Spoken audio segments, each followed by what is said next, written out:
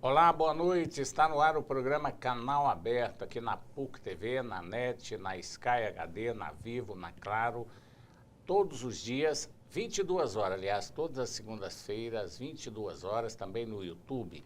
Nós vamos conversar hoje sobre eleições, vamos conversar sobre os principais temas ligados à política do estado de Goiás, de Goiânia e também do Brasil.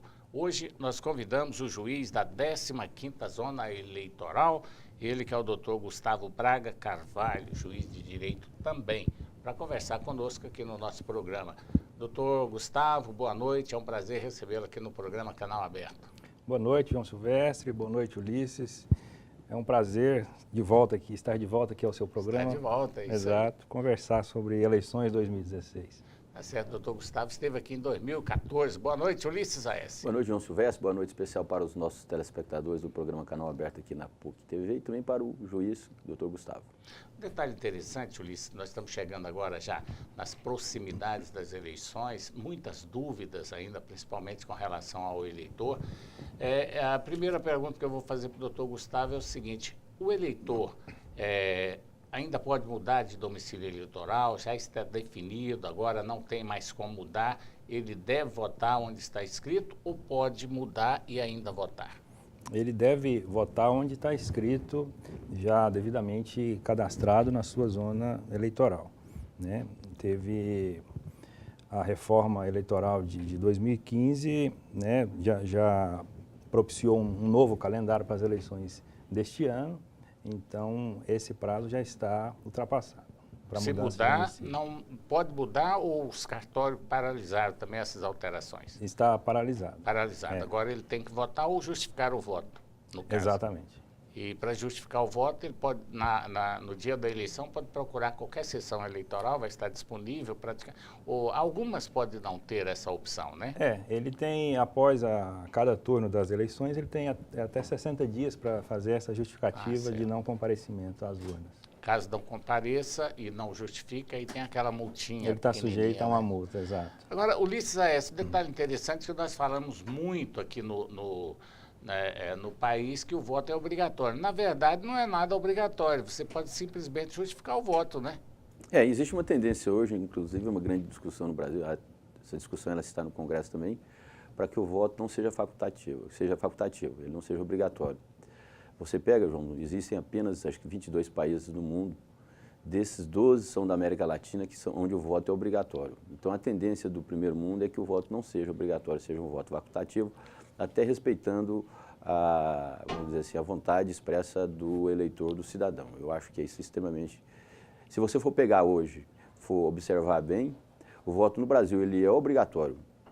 Se você não votar, você tem uma pequena sanção, mas isso não é ruim para aquela pessoa, o eleitor. Às vezes nós temos eleitores assim, mais idosos que eles querem cumprir rigorosamente a legislação, ou pelo menos não querem nem ter um problema. Então, às vezes, eles pegam e falam assim: eu não quero votar, mas se eu não votar, eu vou ter que, vamos dizer, vou ser apenado, uma pena pequenininha, uma multa, então eu prefiro votar. Então o voto acaba sendo obrigatório, do meu ponto de vista. De uma certa forma, ele é obrigatório, mas eu não vejo o voto como obrigatório, doutor Gustavo, porque você tem a opção de não comparecer, justificar até 60 dias depois, quer dizer, você justificando, você não está sendo obrigado a votar, né? A multa é irrisória, né? E a multa também é irrisória. Eu acho que essa condição de voto obrigatório, ela é muito relativa. Agora, do ponto de vista jurídico, do ponto de vista da colocação em termos internacionais, o Ulisses está certo, né? O voto é obrigatório no Brasil.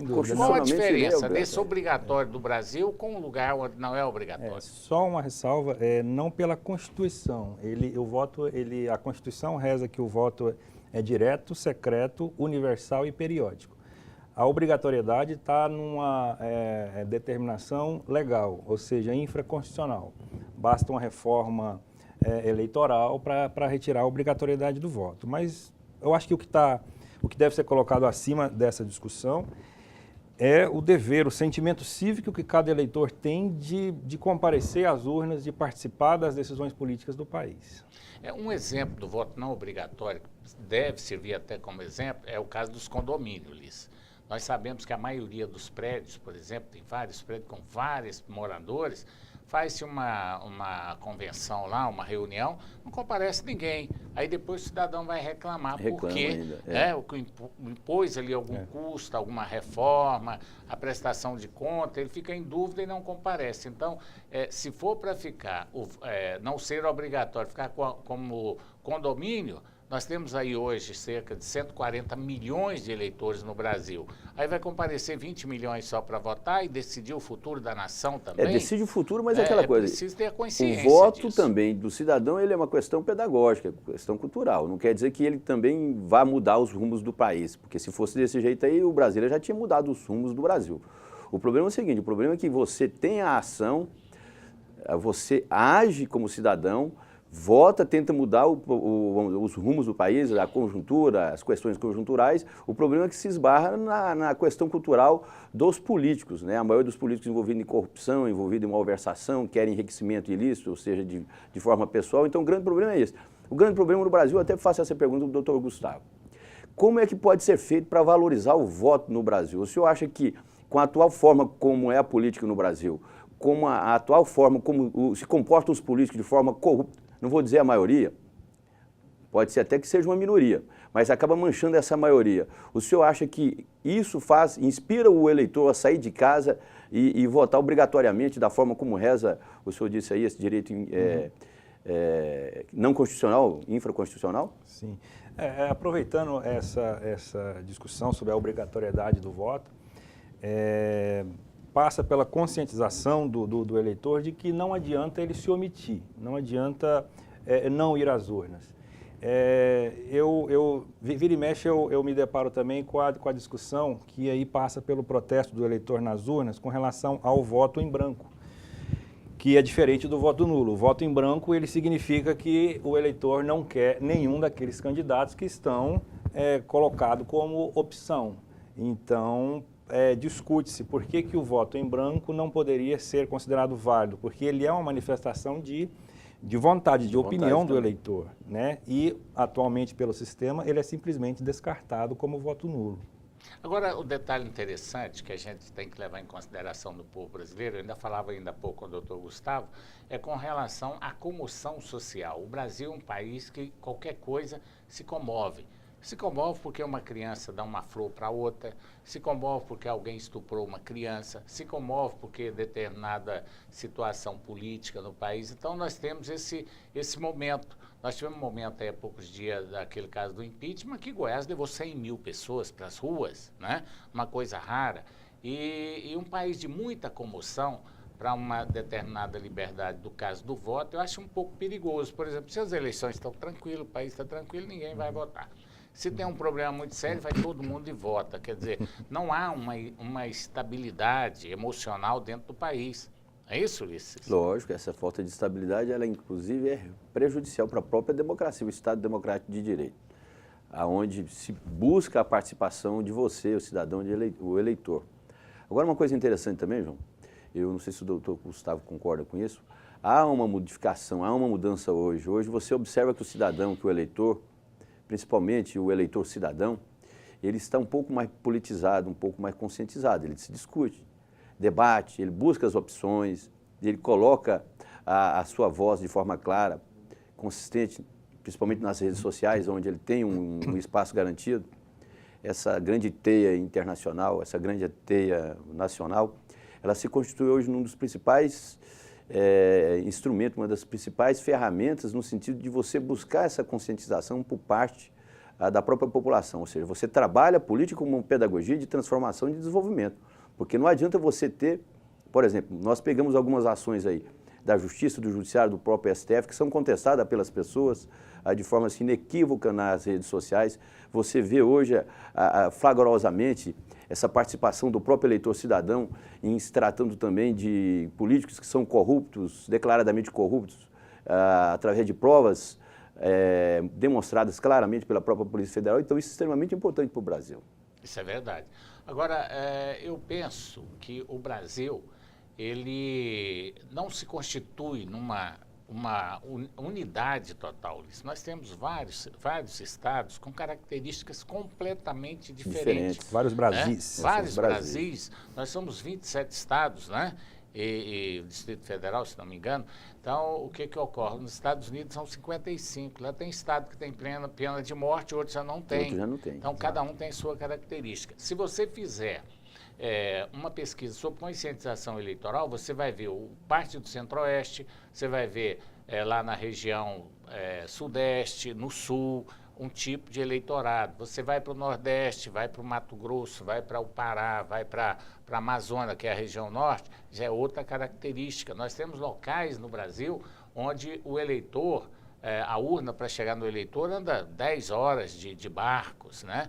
Então tem muita coisa no Brasil que precisa ser estudado e tem que ser feita uma legislação que atenda todas essas classes sociais, toda essa cultura brasileira. Infelizmente, hoje nós falamos, o eleitor está consciente, quando nós olhamos do ponto de vista das redes sociais, quando nós olhamos do ponto de vista das regiões mais desenvolvidas, mas quando a gente vai lá para aquelas regiões onde o chefe ainda tem lá os senhores caciques, coronéis, né? Os coronéis, aí a coisa muda totalmente de figura. Vamos para o intervalo comercial, daqui a pouco a gente volta. Estamos de volta com o programa Canal Aberto. Estamos falando sobre eleições aqui no programa, sobre política.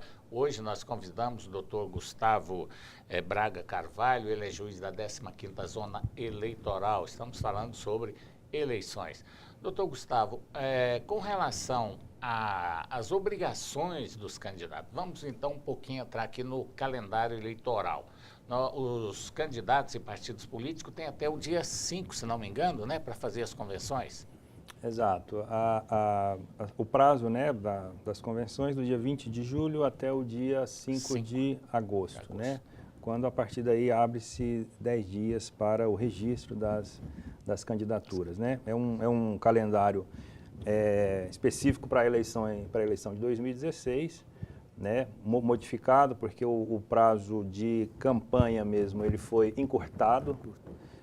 Hoje a campanha eleitoral esse ano terá 45 dias e uma das principais inovações dessa reforma eleitoral é a regulamentação de uma pré-campanha em que o candidato, não podendo pedir voto, ele pode se mostrar como um pré-candidato, levantar a bandeira, apresentar algum projeto.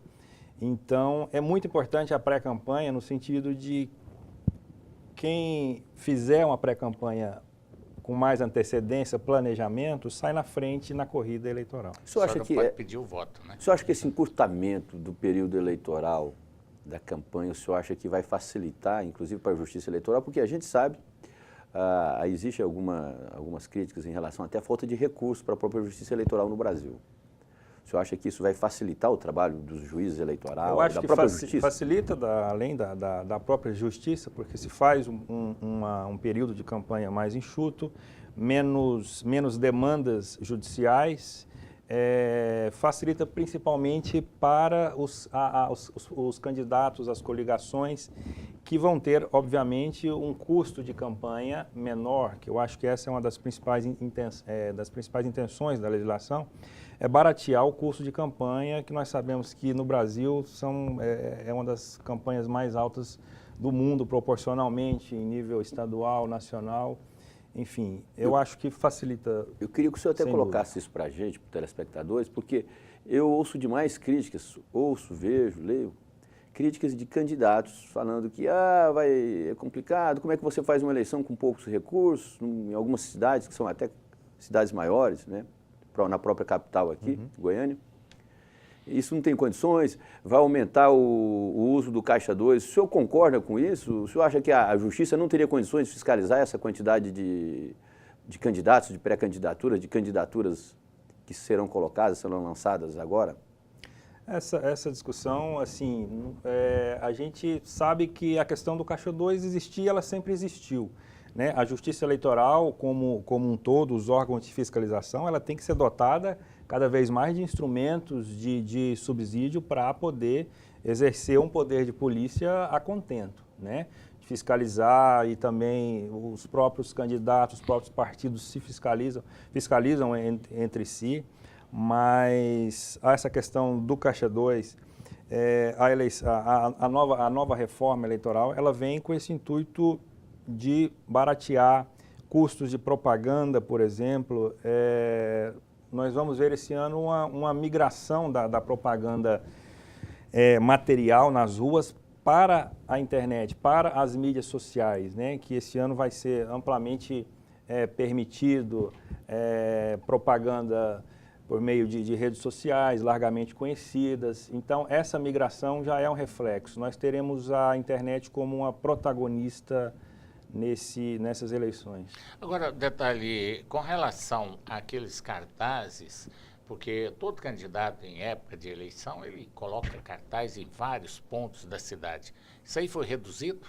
Foi também reduzido, eu diria drasticamente, os materiais de propaganda outdoor, eleitoral. Outdoor proibido, mesmo o eletrônico, faixas, cartazes, bonecos, cavaletes, estão outdoor proibidos. ficou eliminado, então? Ficou eliminado. Certo. Né? O que se pode hoje a pintura dos muros. Graças a também Deus, né? foram proibidas, né? Aquela pintura do muro, mesmo imóvel particular.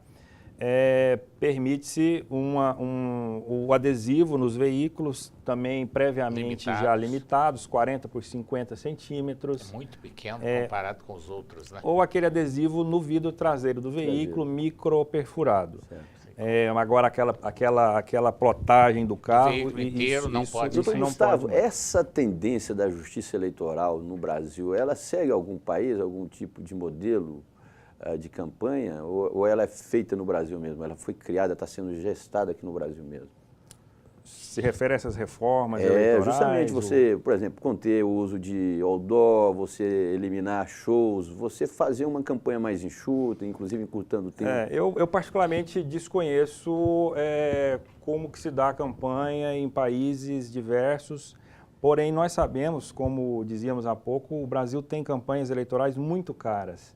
E isso afeta até, a gente se questiona o quanto é democrático uma campanha para governador, para presidente da República, custar o que custa. Então, a ideia é baratear para tornar realmente mais democrático concorrer aos cargos eletivos. Bom, então, o que mudou bastante, Ulisses, é bom, só para a gente relembrar, não vai ter outdoor, né?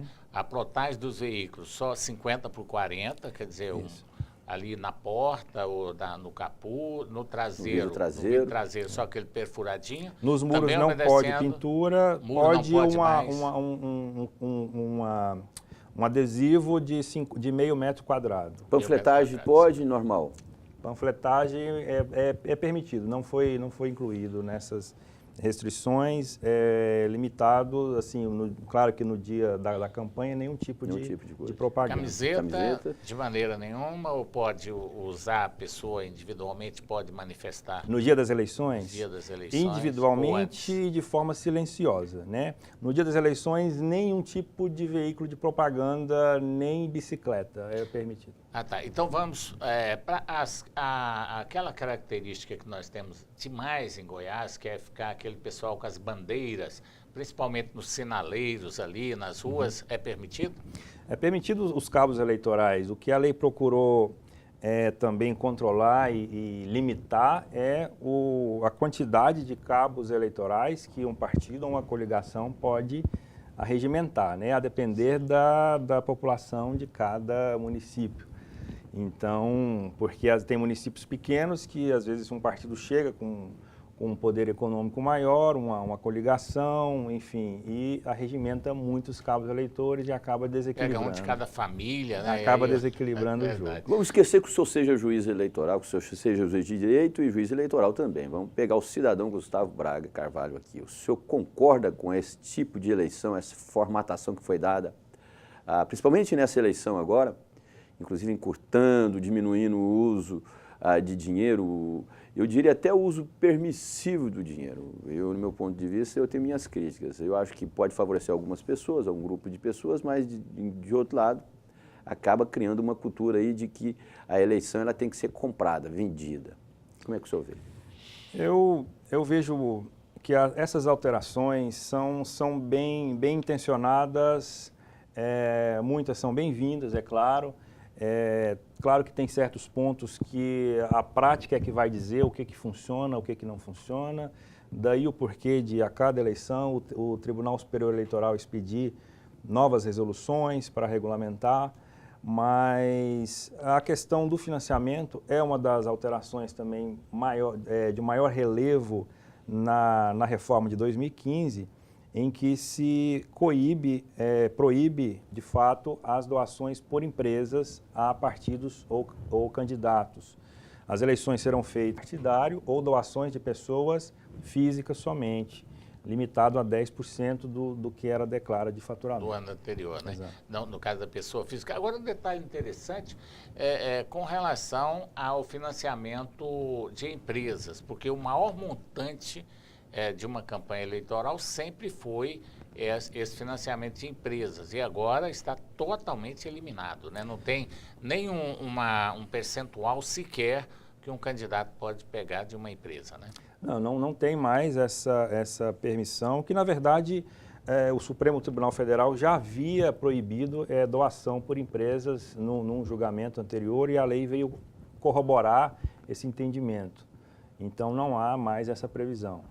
Até porque o candidato pobre, né, aquele que não tem poder aquisitivo também, não tem acesso a diretorias de grandes empresas, né? É delicado, porque a empresa, a gente sabe que visa lucro, né? Então, o dinheiro que ela investe, que ela tira do seu caixa, obviamente que ela espera um retorno.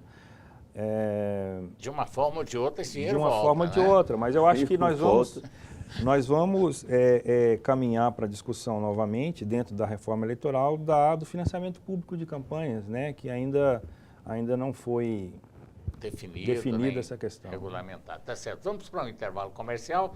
Daqui a pouco estaremos de volta. Olá, estamos de volta com o programa Canal Aberto. Estamos conversando com o Dr. Gustavo Braga Carvalho, ele que é juiz da 15ª Zona Eleitoral. Estamos falando de eleições, estamos falando das regras que vão determinar os passos tanto do eleitor como dos candidatos nas eleições agora de 2016. Sempre as eleições municipais funcionam praticamente como um laboratório para as eleições que vem 2 anos depois, quando nós iremos eleger presidente, senadores, deputados federais e governadores. Enfim, houve algumas alterações, mas ainda muitas dúvidas com relação ao que vai ser praticado agora nas eleições municipais. Por exemplo, carro de som vai continuar da mesma forma que era? O carro de som é permitido dentro dos horários já previamente regulamentados, das 8 até 22, no máximo é permitido os carros de sons. No dia da eleição, nenhum tipo de propaganda. Agora, são os comícios também, com horários limitados até às 24 horas.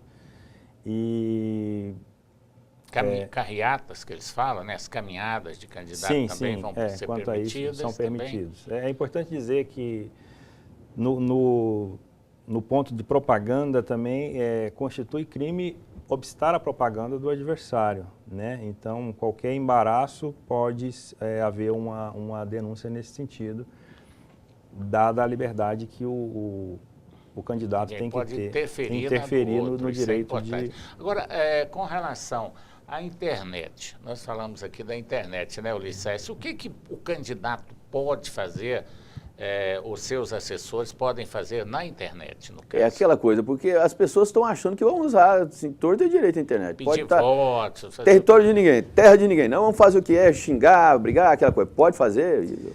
Não, a internet, a propaganda nessas eleições na internet começa em 16 de agosto. Foi-se o tempo em que a internet era tido como um território sem lei, né? Foi-se o tempo. Nós temos que... A internet hoje é o 2º maior meio de comunicação no país, atrás da televisão e já à frente do rádio. Então, é uma protagonista nessas eleições. A liberdade de manifestação de pensamento, ela é assegurada desde que vedado o anonimato. Isso a Constituição já fala. Vedado o anonimato. Então, o que é proibido é contratar um terceiro para atacar o candidato. Tudo isso aí está sujeito a uma sanção, a um crime contra a honra na seara eleitoral. A justiça vai ficar de prontidão também, doutor Gustavo, em relação aos fakes? Porque nós sabemos que é aquela coisa. já que não pode adotar o anonimato aí, não, vamos criar um personagem aí, cria um nome fictício aí e tudo, e começa a atacar de forma, assim, criminosa a honra de um certo candidato ou de alguns candidatos. A justiça vai estar de prontidão. A gente espera que isso não aconteça como regra, mas, acima de tudo, quem está de prontidão fiscalizando são os candidatos adversários, são as coligações que estão em disputa, que vão levar isso para o judiciário para que seja equalizado o jogo, para que não se tenha ofensas à honra, à pessoa, gratuitamente, inserção de dados que são sabidamente falsos. Tudo isso os candidatos levam, seja na internet, seja na televisão ou rádio, com o pedido, inclusive, de direito de resposta. O Poder Judiciário, de uma forma geral, claro, não só localizado, o Poder Judiciário Nacional, eleitoral, no caso, tem mecanismo para, no caso de uma denúncia, imediatamente chegar até a pessoa que manifestar qualquer ato que seja beneficiando ou contrariando a uma candidatura? Em rede social, na internet? Sim. Porque no rádio tem muito fácil, tem a gravação, o jornal está aí, agora a rede social. Tem esse mecanismo? Tem um setor de fiscalização do TRE, na própria justiça? TSE, na justiça? O próprio candidato que foi, vamos dizer assim, desacatado, ele vai ter que produzir aquela prova e levar na justiça? Não, ele vai pedir, obviamente, uma investigação. A justiça, por meio do Ministério Público também, que tem a iniciativa de promover as ações penais, se for o caso de um crime contra a honra, por exemplo, ele pode pedir que a Polícia Federal, inclusive, investigue isso. E a Polícia Federal está à disposição da Justiça Eleitoral para esse tipo de investigação e apuração. Agora, doutor, é o seguinte, o cidadão está com um celular ali, ele pega no flagrante uma pessoa comprando voto, ele filma aquilo ali e passa para alguém vai lá e denuncia. É prova hoje, é considerado como uma prova, um filme, por exemplo, uma gravação. No gravador, no celular, serve como prova? É um início de prova, certamente. Isso, obviamente, vai passar por uma investigação, por uma perícia, esse aparelho será periciado, desde que é apreendido, para ver se é verdadeiro, se não tem edição, enfim, tudo isso depende do bom trabalho que a polícia investigativa, a polícia judiciária irá fazer, né? Porque captação de sufrágio, sabidamente, é crime. O senhor falou uma coisa interessante aí, que sem querer criar aquela cultura do dedurismo, do alquagueta, não é? Tão temido isso daí.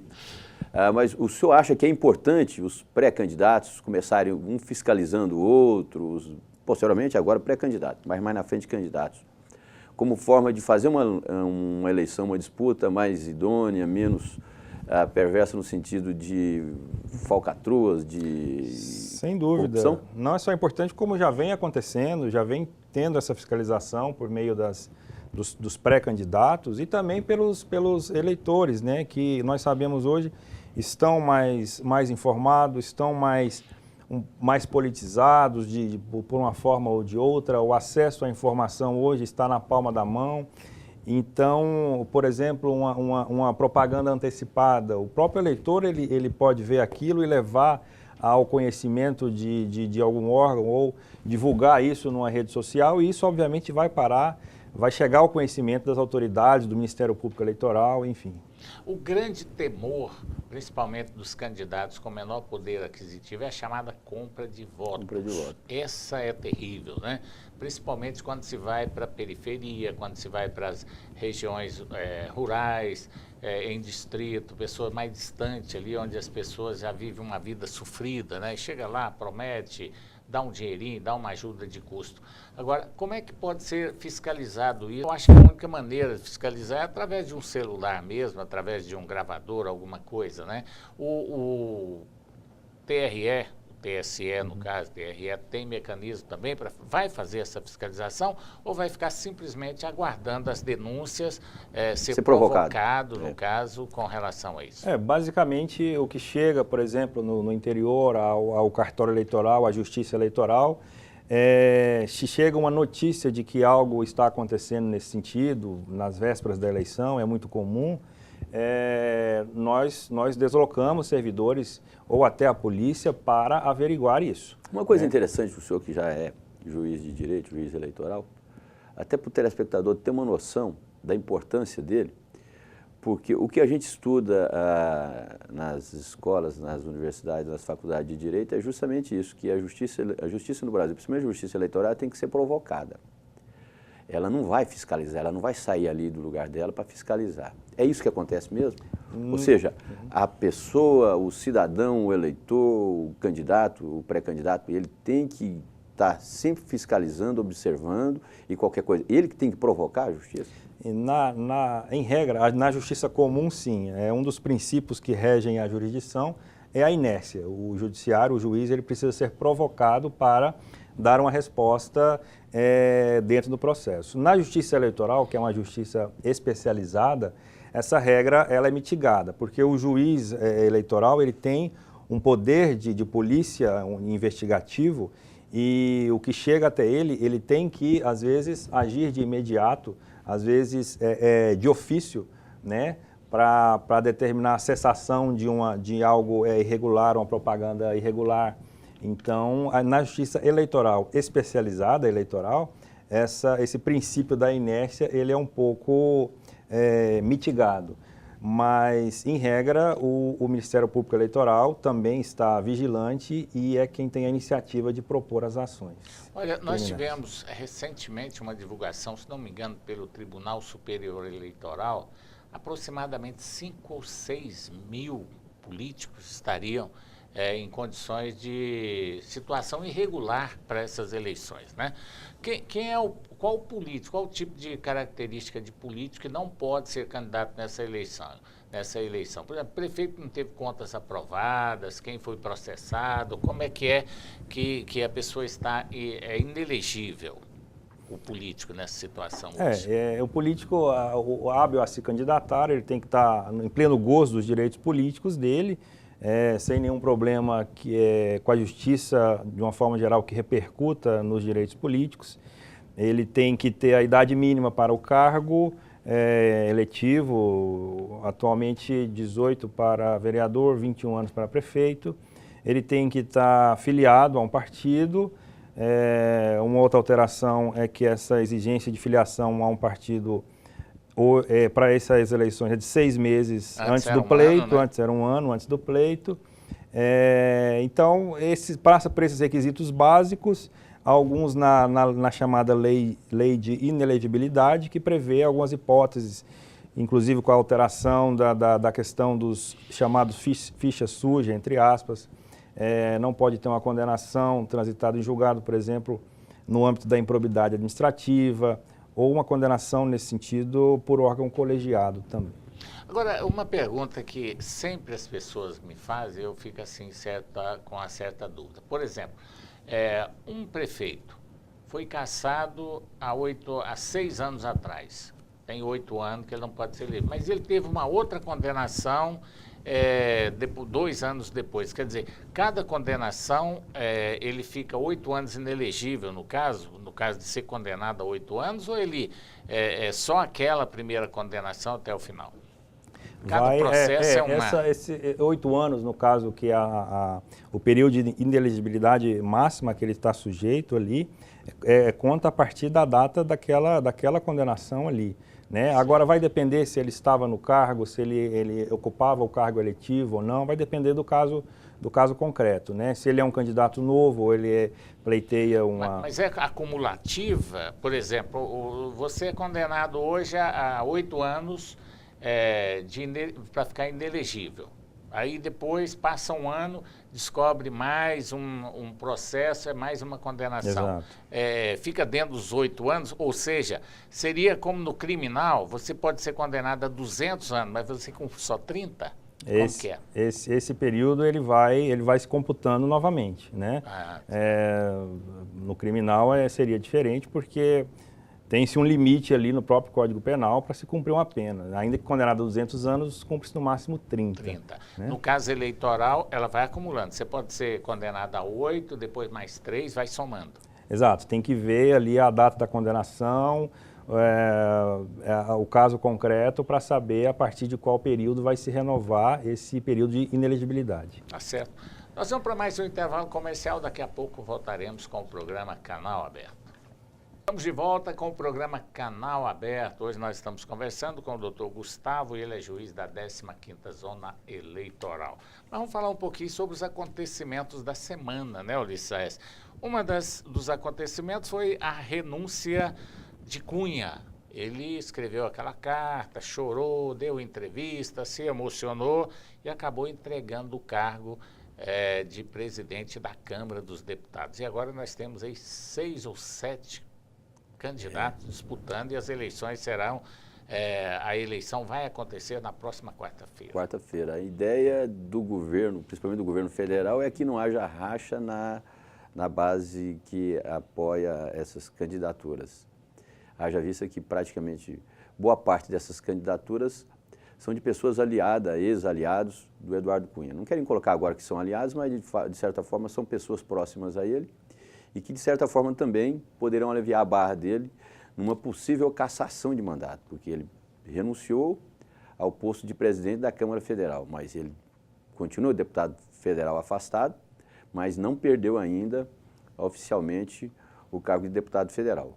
Hoje é uma disputa, o Palácio do Planalto, o governo federal, Michel Temer, está ali estrategicamente a postos no sentido de eleger o seu candidato, provavelmente o Rogério Rosso, que é deputado federal do Distrito Federal, deverá ser eleito. Acho que tudo indica que seja ele o próximo presidente da Câmara, justamente para aliviar, penso eu, a barra de Eduardo Cunha nesse possível processo de cassação definitiva dele. Eu penso que já tem até um acordão ali para que o Eduardo não seja cassado. Justamente. É porque a impressão que eu tive quando o Eduardo Cunha renunciou à presidência, exatamente porque o Maranhão estava aprontando muito, né? Então, houve ali o interesse de todo mundo de tirar o Maranhão da presidência da Câmara dos Deputados, elegendo um novo presidente e, com isso, aliviar um pouco a barra do Cunha. Eu acho que pode ser isso, né? Eu vou colocar até uma coisa aqui, João, eu vou colocar assim uma palavra assim, ela vai ficar separada do meu discurso. Palhaço. Não, porque as pessoas colocaram o Tiririca como um verdadeiro o voto de protesto, aquela coisa toda.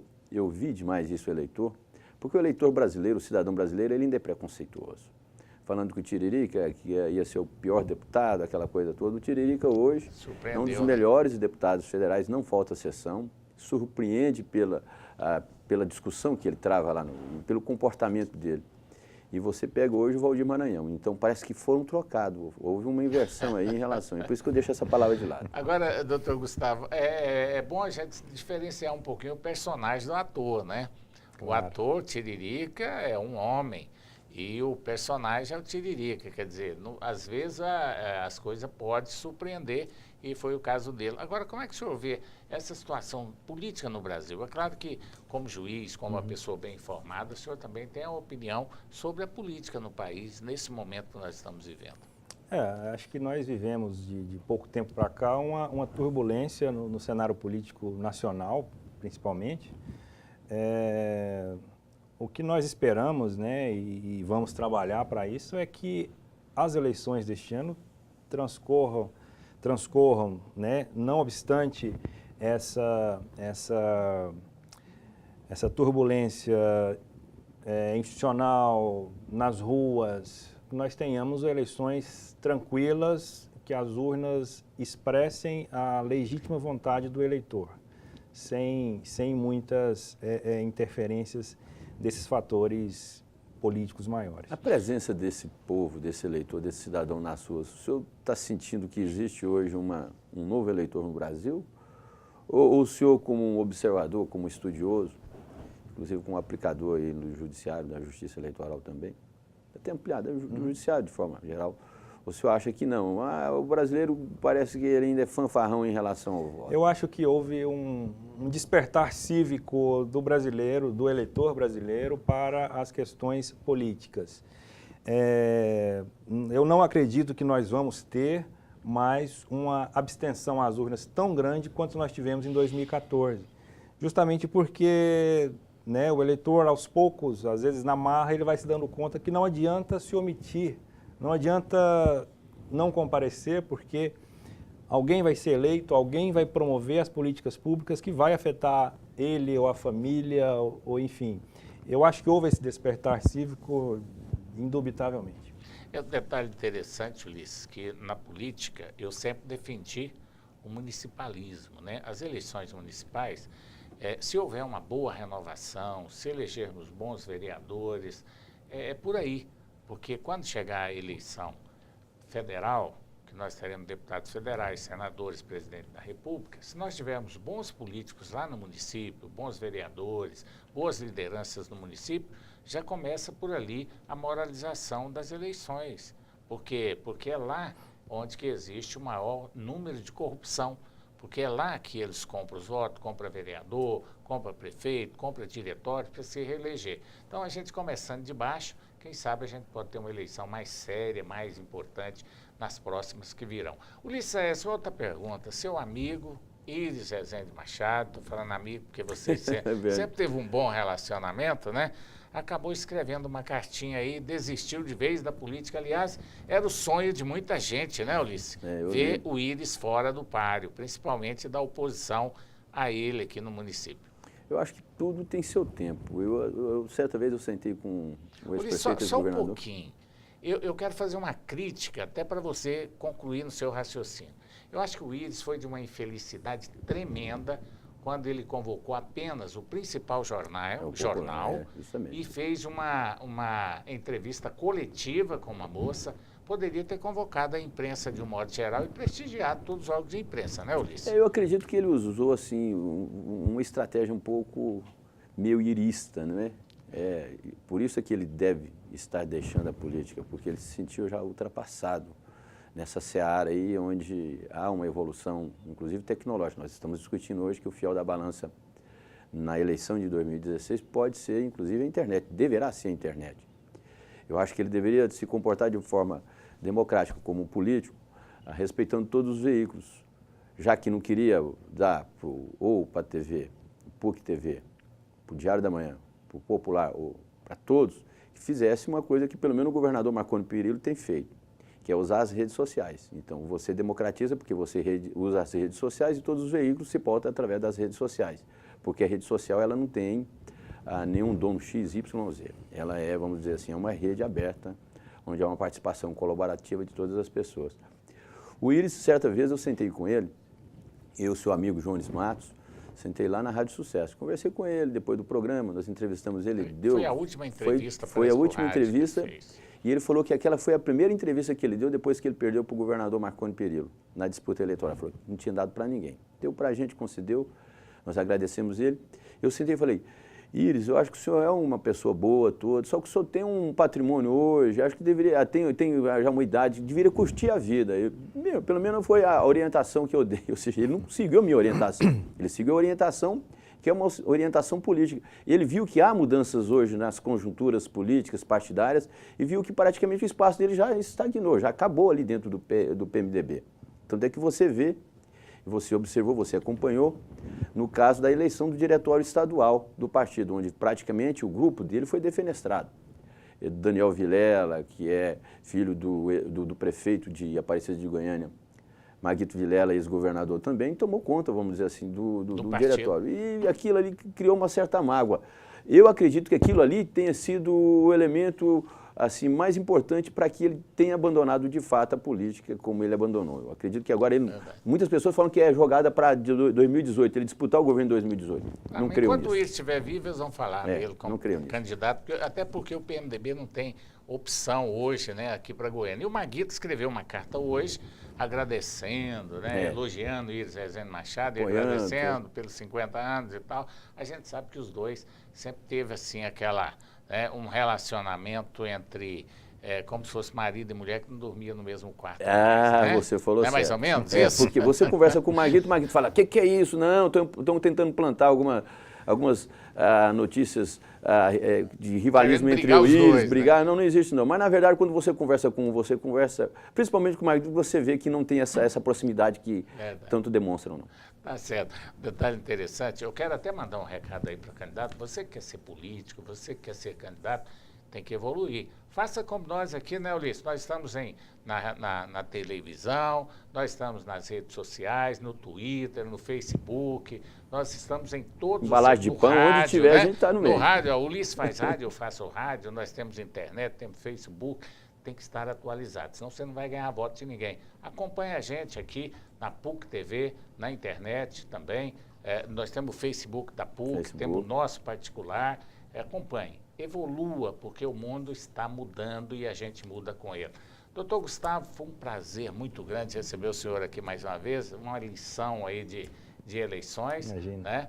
E com certeza voltará aqui outras vezes para conversar com a gente. Obrigado por ter vindo. Eu agradeço o convite, foi um prazer estar aqui com você, com o Ulisses. Obrigado. Estamos à disposição para sempre que for necessário. Tá certo. Ulisses, boa noite. Boa noite, vou mandar um abraço para o seu Gesto, que está lá na Vila Isaura, lá no Jardim Xavier, sintonizado no programa do Canal Aberto. Tá certo. Eu quero deixar aqui meu convite para você estar conosco aqui na próxima segunda-feira com mais um programa Canal Aberto. Obrigado pela audiência e até lá.